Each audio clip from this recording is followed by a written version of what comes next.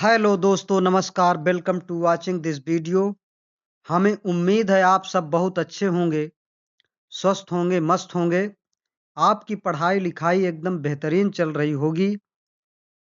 आज हम जंतु विज्ञान जूलॉजी के अंतर्गत नेक्स्ट टॉपिक लेकर आए हैं, फाइलम कार्डेटा। फाइलम कार्डेटा का अध्ययन करेंगे। जैसे कि संघ कार्डेटा का शब्दार्थ क्या है। ये कार्ड कार्ड मीन्स होता है रस्सी और एटा मीन्स होता है धारण करना, अर्थात जिनके शरीर के अंदर रस्सी की तरह संरचना होती है उन्हें हम कार्डेटा कहते हैं।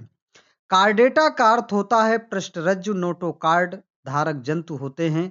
संघ कार्डेटा शब्द का प्रयोग सबसे पहले सन 1880 ईस्वी में बाल्फोर नामक वैज्ञानिक ने किया था। इस संघ के प्राणियों में विशेष लक्षण पाए जाते हैं। पृष्ठरज्जु, नोटोकार्ड, नालाकार तंत्रिका तंत्र, नोटोकार्ड, पृष्ठ नालाकार तंत्रिका तंत्र, डॉर्सल ट्यूबुलर नर्व सिस्टम तथा ग्रेसनी क्लोम दरारें, ये फायरिंजियल गिल्स स्लिट्स ये पाई जाती हैं। इसके पश्चात भ्रूण के किस स्तर से मेरुदंड नोटोकार्ड की उत्पत्ति होती है? मीजोडर्म से। सभी कशेरुकियों वर्टिब्रेट्स में देह गुहा बॉडी कैविटी सीलोम होती है। वास्तविक देह गुहा भ्रूणीय नोटोकार्ड एम्ब्रियनिक नोटोकार्ड के स्थान पर वयस्क में कशेरुकियों से बना होता है। कशेरुक दंड वर्टिब्रल कॉलम। किन जंतुओं के में बाह्य कर्ण होते हैं? सरीसृपों, पक्षियों एवं स्तनधारियों में ये जो है बाह्य कर्ण पाए जाते हैं। इसके पश्चात संघ कार्डेटा 3 उपसंघों में विभाजित किया गया है। यूरोकार्डेटा, सिफेलोकार्डेटा, वर्टिब्रेटा। सबसे बड़ा ज्ञात कार्डेटा जंतु ऑस्ट्रेकोडर्मस होता है। संघ कार्डेटा का वर्गीकरण यदि क्लासिफिकेशन की बात करें तो इसके क्लासिफिकेशन फाइलम कार्डेटा को मुख्य रूप से हम ये 2 सुपर क्लासेज में विभाजित किया गया है। पिसीज का मतलब होता है मत्स्य और टेट्रापोडा। टेट्रापोडा ग्रीक भाषा के टेट्रा मीन्स होता है 4 मीन्स होता है 4 और पोडस ये पोडस मीन्स होता है फीट मीन्स होता है पैर। फीट मीन्स होता है पैर, अर्थात 4 पैर वाले जंतु चतुष्पादा इसके अंतर्गत आते हैं। और इस कार्डेटा के सुपर क्लासेस को हम जो है ये इसको जैसे कि पिसीज मत्स्य वर्ग को हम 3 भागों में विभाजित करते हैं। प्लाइकोडर्मी इसके अंतर्गत क्लाइस मैटियस आता है और ये कांड्रिकोथीज जैसे कि डाग फिश इसके अंतर्गत आता है। फिर इसके बाद टीलियोस्टोमाई जिसके अंतर्गत रोहू मछली आती है। और इसके अलावा जैसे कि टेट्रापोडा को हम आराम से इसको याद रखते हैं।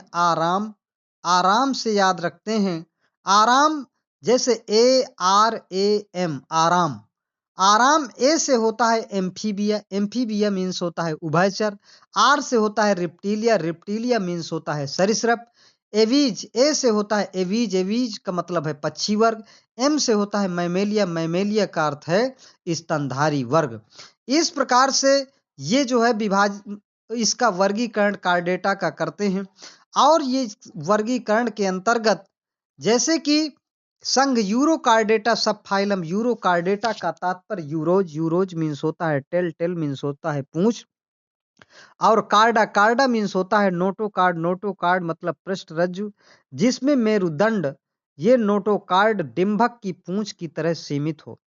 सबसे निम्न कोटि के कार्डेट यूरोकार्डेट ट्यूनिकेटा आता है।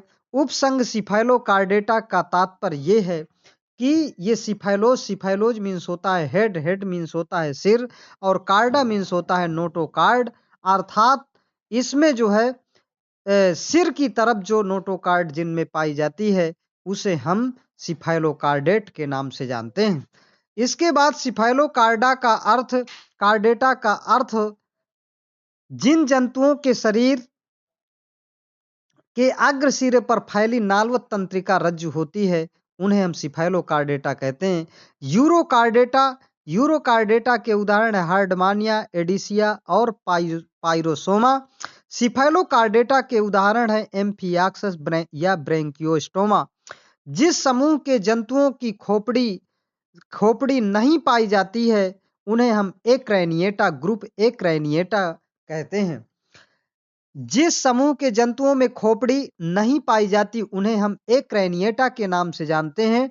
इसके बाद जिस समूह के जंतुओं में मस्तिष्क ब्रेन अस्थियों एवं उपास्थियों के बॉक्स में सुरक्षित होता है उस समूह के जंतु को कहते हैं क्रैनिएटा समूह।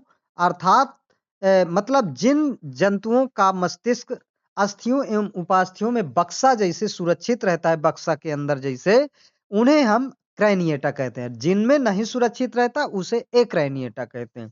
नोटोकार्ड केवल भ्रूण अवस्था में होता है।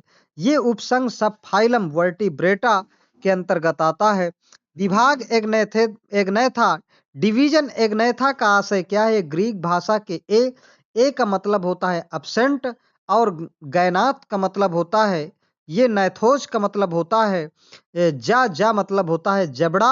अर्थात जिन जंतुओं में जबड़े अनुपस्थित होते हैं उन्हें हम एग्नैथा के नाम से जानते हैं। उदाहरण के लिए जैसे कि पेट्रोमाइजान, इसमें पेट्रोमाइजान है। और विभाग जैसे कि डिवीजन अगला नैथोस्टोमेटा डिवीजन। नैथोस्टोमेटा का आशय ये ग्रीक भाषा के नैथोज मीन्स होता है जा मीन्स होता है जबड़े, स्टोमेटा मीन्स होता है माउथ मीन्स होता है मुख। अर्थात जिन जंतुओं में वास्तविक जबड़े हों, उदाहरण के लिए जैसे कि मछली और मेढक। इसके बाद जो है महावर्ग मत्स्य सुपर क्लास पिसीज के अंतर्गत महावर्ग पिसीज का आशय ये लैटिन भाषा के पिसीज मीन्स होता है फिश मीन्स होता है मछली। सभी मछलियां होती हैं जैसे कि जलीय, समुद्री एवं अलाउंडी जल। इनका शरीर विभेदित होता है हेड, धड़, ट्रंक और पूंछ टेल में। मछलियों के हृदय में वेश्म चैम्बर होते हैं दो, एक अलिंद और एक निलय। एक निलय और एक अलिंद होता है। इनके हृदय को कहते हैं सिरा का एक हृदय अर्थात वीनस हार्ट के नाम से हम जानते हैं।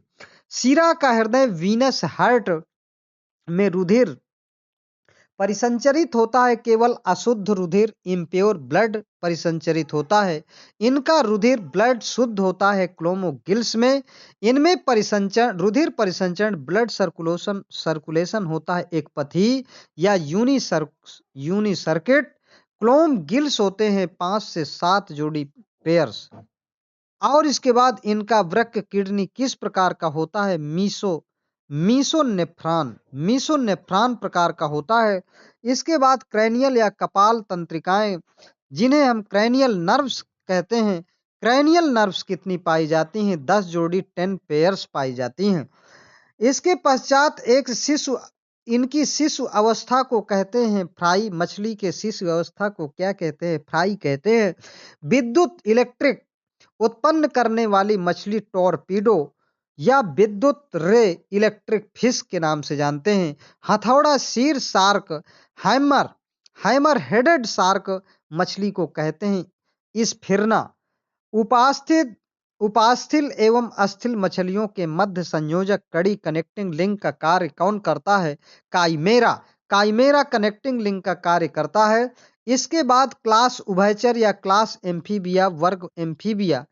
उभयचर के अंतर्गत उभयचर का तात्पर्य ग्रीक भाषा के एम्फी मीन्स होता है बोथ मीन्स होता है दोनों, बायोस मीन्स होता है लाइफ मीन्स होता है जीवन। अर्थात जो जंतु जल एवं थल दोनों में रह सकते हैं उन्हें हम उभयचर के नाम से जानते हैं। इस वर्ग के जीवों का जीवन जल थल दोनों में होता है, इसलिए इन्हें उभयचर एम्फीबियंस कहते हैं। इसके अंतर्गत आने वाले जंतुओं का शरीर विभक्त होता है हेड, सिर और धड़, ट्रंक और पूंछ टेल में। इतने भागों में विभाजित होता है। इन जंतुओं के मस्तिष्क में कपाल तंत्रिकाएं कितनी निकलती हैं? ये 10 जोड़ी 10 पेयर्स निकलती हैं क्रैनियल नर्व्स। किस वर्ग के जंतु किस प्रकार के रुधिर वाले होते हैं? शीत रुधिर वाले। इस वर्ग के जंतु शीत रुधिर वाले, कोल्ड ब्लडेड, जिन्हें हम असमतापी के नाम से जानते हैं, जिन्हें पोइकिलोथर्मल कहते हैं। ये जिन जंतुओं के शरीर का तापमान वातावरण के तापमान के अनुसार बदलता रहता है, उन्हें हम असमतापी कहते हैं। इस वर्ग के जंतुओं का हृदय त्रिवेशमी थ्री चैम्बर्ड, जिसमें दो अलिंद और दो अलिंद और एक निलय पाया जाता है।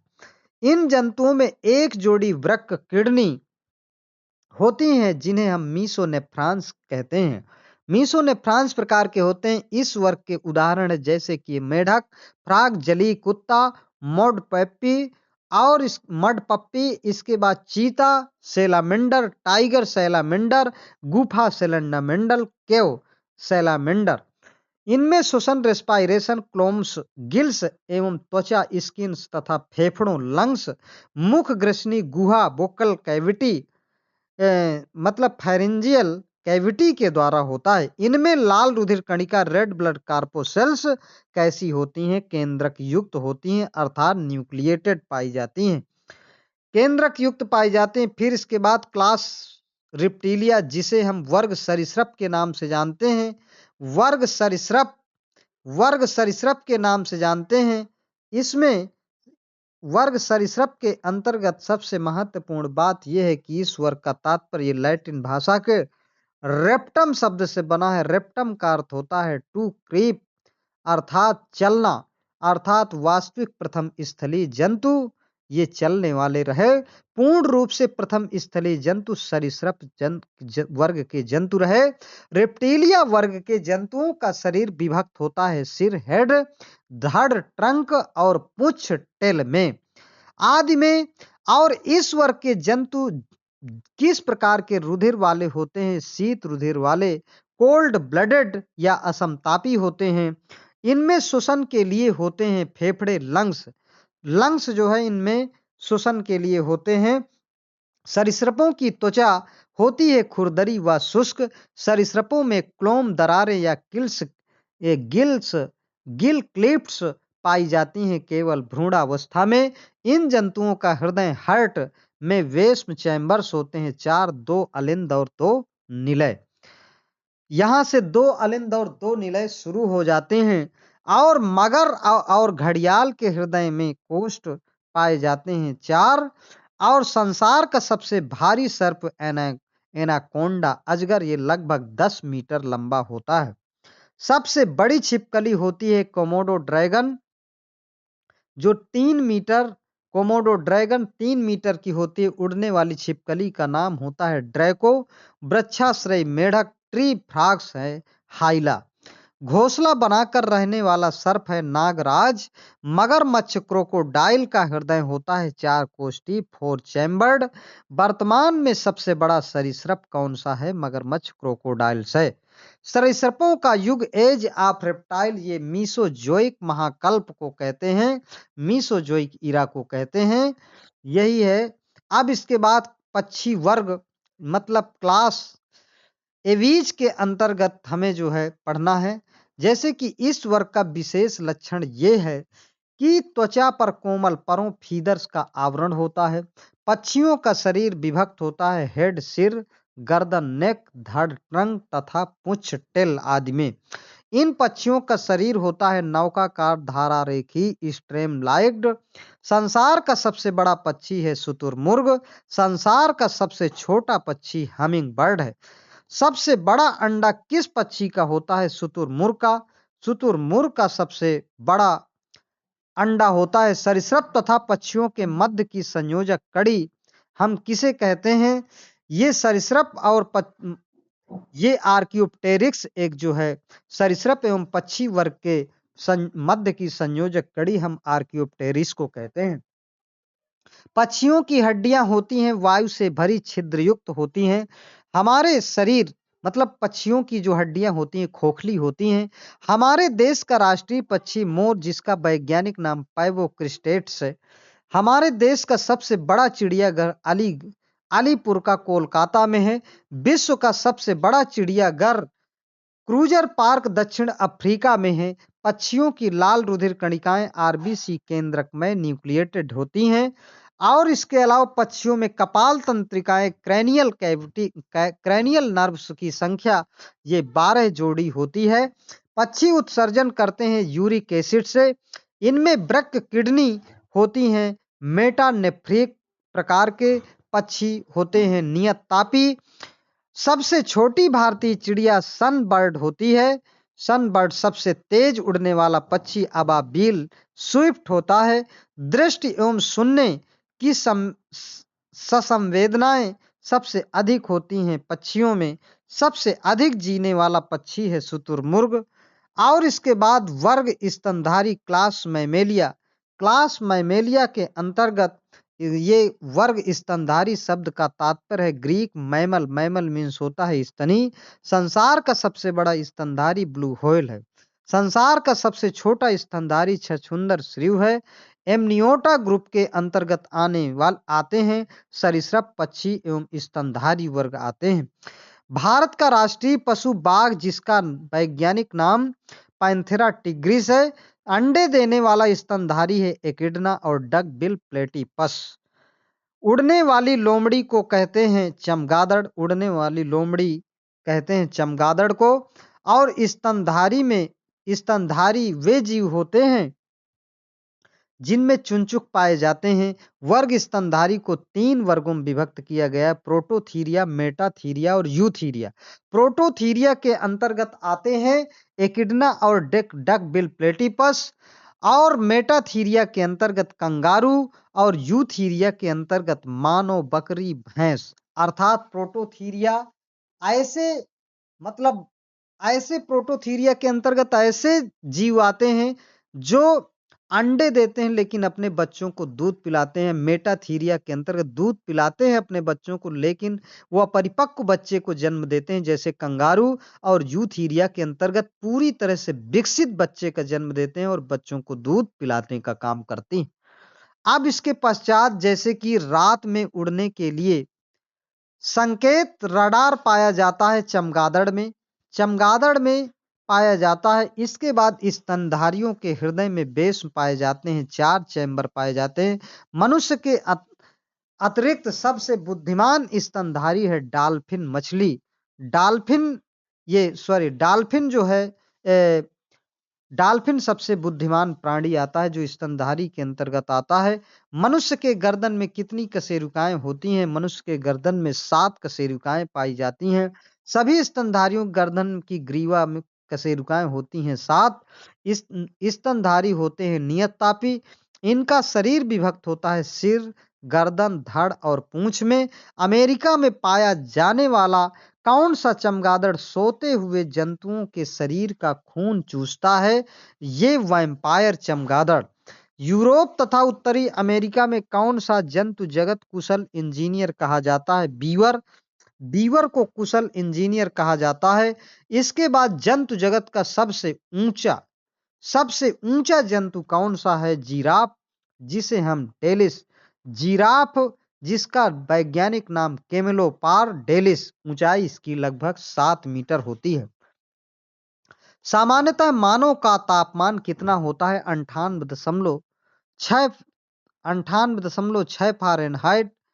ये जो है 37 डिग्री सेल्सियस के लगभग होता है। इसके बाद स्तनधारियों में सबसे ज्यादा तापमान किस जंतु का होता है? बकरी का, जिसका तापमान होता है 39.9 डिग्री सेल्सियस। ये जंतुओं में स्तनधारियों में सबसे ज्यादा तापमान इसी जंतु का होता है। अब ये जो है यहाँ से संघ का डेटा कंप्लीट होता है। आप लोग इस वीडियो को देखें। यदि आप लोगों को बहुत अच्छा लगे तो इसको लाइक करें और सब्सक्राइब करें। बहुत बहुत धन्यवाद।